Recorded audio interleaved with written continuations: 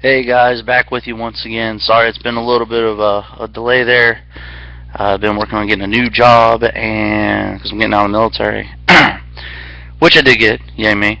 And just been living a really hectic life here lately, and I'm not at a table today, so you're going to see a lot of movement in the camera. Sorry about that. I'm tired, and I kind of apologize.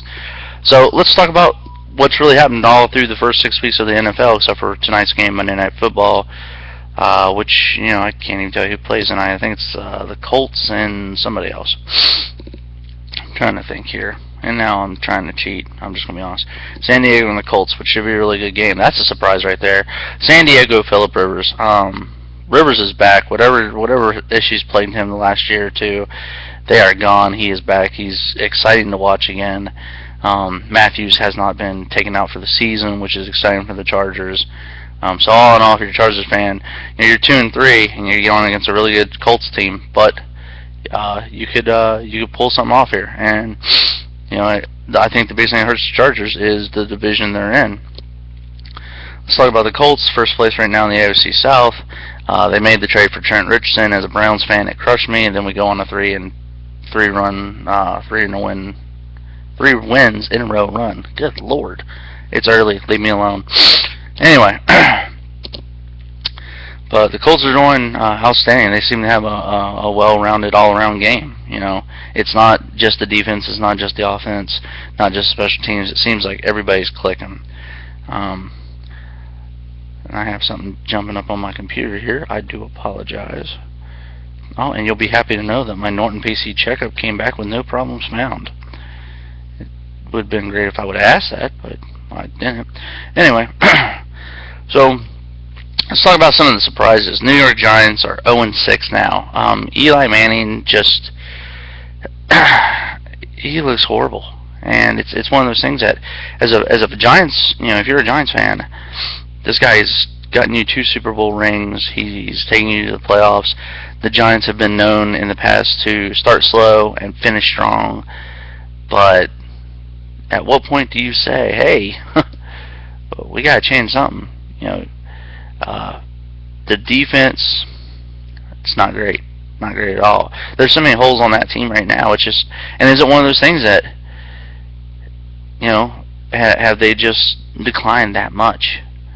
They still have a great receiving core. They have issues with running the ball. I don't know. I mean, the Giants are a team that I'm really concerned with as far as, what are they doing? Are they going to... What's the worst case scenario? I mean, is Tom Coughlin's job in jeopardy here? I don't think so, because I think ownership and everybody respects him enough to let him finish the season. But they need to get a win. They need to get it soon. Let's also talk about, let's see, who else is surprising? Tampa Bay Bucks. Not really a surprise. It could be 0-5 now. And with Tampa Bay, it's one of those things, you get rid of Josh Freeman, you bring in Mike Glennon. I'm sorry, Mike Glennon just reminds me of like an actual version of Big Bird when you see how, everybody's like, oh, he's 6'6". His neck to his head is like 1 foot 8 inches. It's ridiculous. He doesn't have that build. I see him getting one really good hit, and he's going to be done for, several games. He just doesn't, to me, he doesn't have that prototypical NFL quarterback build to him and style. Another surprise going on, and I shouldn't say it's a surprise, but San Francisco is not in first place. They're 4-2. They're second behind the Seahawks. By the way, sorry, we're going to be jumping all over because I'm trying to cover a lot of stuff. Here's my concern with San Francisco. Cap has not looked good. He looked good in the first game. He has not looked good since.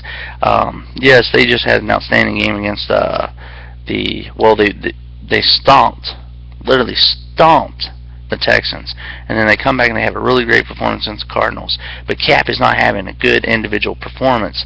It's starting to worry me.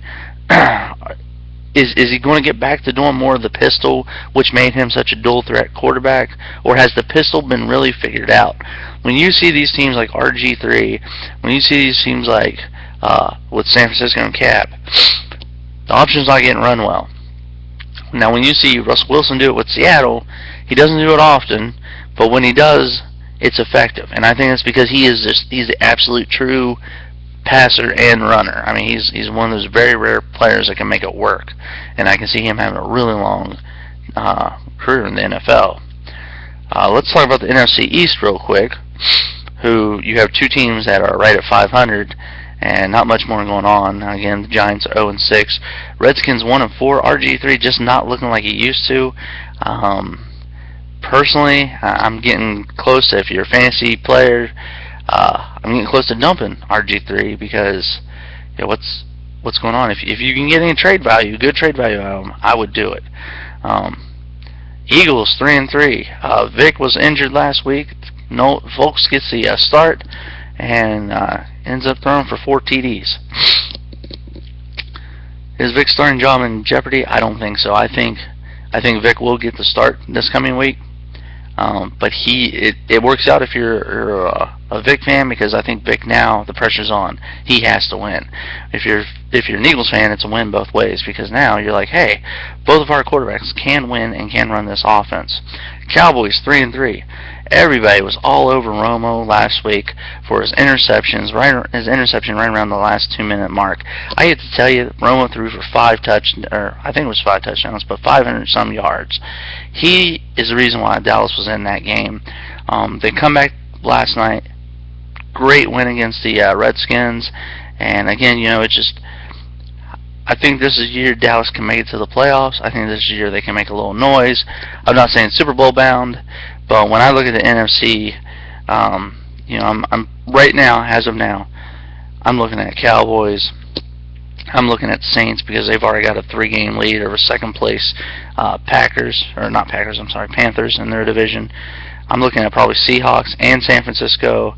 And then when it comes to the NFC North, that's probably going to be, you know, right now the Lions are 4-2, the Bears are 4-2, and the Packers are 3-2, but they had a bye week. I'm not sleeping on the Packers. Not doing it. I still say the Packers come out of that division with the win. And the main reason is they actually found the ground game thanks to Eddie Lacy and the rest of that crew back there. AFC, let's talk about them real quick. Probably the biggest surprise, New England Patriots just coming off of beating the undefeated Saints at the time. New England's 5-1, and they're doing it with, you couldn't even tell me half the team's names, or half the receivers' names still, even though they've been playing for, 6 weeks now. Edelman seems good, Tompkins seems good, Amendola, possible concussion again. Poor guy. He has no love for his own body. If anybody's seen that hit, it was nasty. And he did it to himself, really. Gronk's getting ready to come back. And they just keep winning. They find a way to do it. It just amazes me. The other big shocker, New York Jets, 3-3, behind Geno Smith. If I'm a Jets fan, I'm excited about that. You're 3-3 with a rookie quarterback, and he doesn't look bad. At times he looks like a rookie. Guess what, people? He's a rookie. He's supposed to. AFC West, Kansas City, undefeated. That's got to be the shocker of the year. This team won 2 games last year. They're 6-0 right now. Denver, right with them, 6-0. The Broncos look like a team that could really go undefeated this year. And I think if there's one team that is built to run with them, it's the Chiefs, believe it or not. The defense, the offense, you got Alex Smith. He's not going to come in and throw for 400 yards. That's not Alex Smith's style. He's going to manage. And it really reminds me of the Ravens, not this last Super Bowl, but their first Super Bowl win, when they were built around their defense, their run game, and they had Trent Richardson as the QB who could manage that team and manage the game. That's what they have with Alex Smith. It's going to be interesting, and I don't want to say that they're going to win it.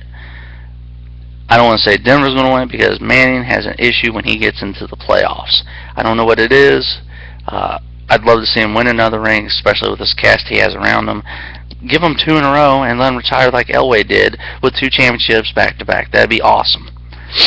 Let's talk about the South a little bit more. Hands down, Jaguars, worst team in football, 0-6. They did put up a really good effort, and Justin Blackman's back. He's given them a lot of lift in their game.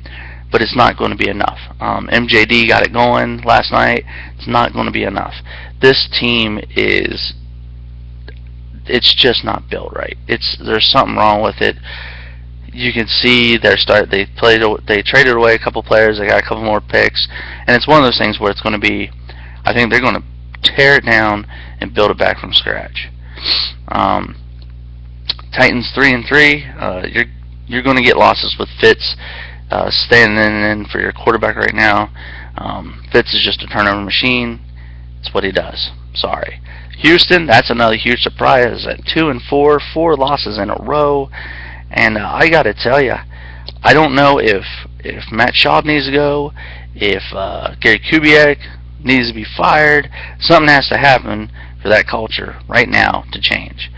It'd be interesting to see what the GM does, the ownership does. But that's just a team in disarray, and it's got all the pieces to make the playoffs and make a serious run. I don't know what happened, but they need to do something, even if it's a blockbuster trade. But they have to do something if they want to salvage this season. Only 4 losses, you can rebound from that easily. And really, my honest opinion is the only team you need to worry about if you get your mojo going is the Colts in that division, who's at 4-1. Still, you can squeak in with a wild card spot and make some noise in the playoffs. So that's my thought on that. AFC North, another huge surprise. Steelers 1-4. You just got your first win. Congratulations. Rumor is yourself, the Jaguars, you guys are going out there and you're checking out Bridgewater and seeing if that's what you want for the future. Here's the thing with the Steelers. I don't know if I touched about in my previous blogs because it's been so long, but the Steelers have gotten old. They got old. They let some of their key players go. They don't have a true, well, it seems like they might have that true old school Bettis style runner in Bell. I want to see him more. I want to see him for a complete season before I'm sold on him. Vin's been hit more times than freaking any of Mike Tyson's opponents in the past. He's done. He's beat up. He's old. That team, it was like they just did not build how they usually build through the draft. They got kind of just happy-go-lucky, like, oh, we're good, we're always good. Now the defense, old. Your offensive line is young, and they're horrible still. And, your offense, not good. Not good at all. Another surprise, really, this is a division of surprises. The Bengals are 4-2 at the top. They're an ugly 4-2. The 2 losses, I know one came from the Browns. I can't remember what the other one came from. The Ravens 3-3. It's an ugly 3-3. This team gave away too many parts. I can't say gave away. They just didn't re-sign, except for Bolden, who they traded for a 7th-round pick. Again, a horrible thing, especially when you have 3 receivers right now active. Jacoby Jones coming back soon. They hope. They're just trying to keep this thing together until they get their team healthy again. I don't know if they make the playoffs this year. They just look that bad. The other surprise was the Browns. Lost 2 in a row. Whedon got hurt. They bring in Hoyer to start. They trade off Trent Richardson. I'm a Browns fan. I was upset. It bugged me. It hurt me. And we went on 3 wins in a row. And just like with San Francisco and any other team, if you're winning, you're not looking at the big picture. A la Cap, not looking that great. Hey, you're winning. That's all that matters. But we started winning. Hoyer gets injured. Now, where are we looking at? We're looking at Whedon coming back in. That offense does not look the same. I did not want to say it. I did not want to admit it. The offense does not look the same. Whedon is not the guy. Supposedly all week he worked on getting that ball out of his hands quicker. Didn't see it in the game. Looks like they're going to be stuck with him for a while unless they do a trade or they bring in Jason Campbell to start. They need to do something, a blockbuster deal, whatever. But the team is there, the pieces are there, the defense is there, but it's not going to happen this year. It's not going to happen next year. Get ready for some more rebuilding, Browns fans. I'm about out of time, so that's about it for now. As always, comments, put them in the box below, and whenever I get a chance, I'll talk to you guys later. Thanks.